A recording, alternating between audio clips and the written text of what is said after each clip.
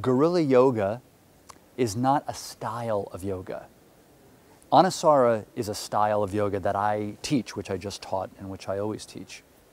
Guerrilla Yogi is a concept.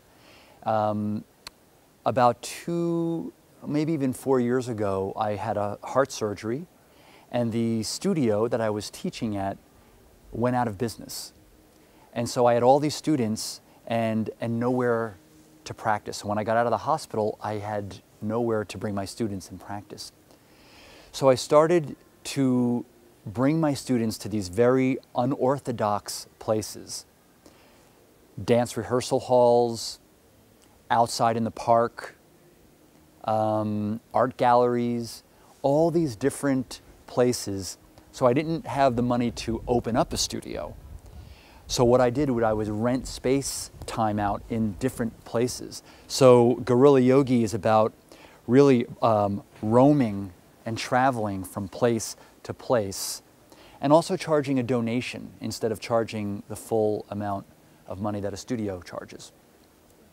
Studios are very, very expensive. You know, I know in Paris, one class goes from 20 to 25 euro a class.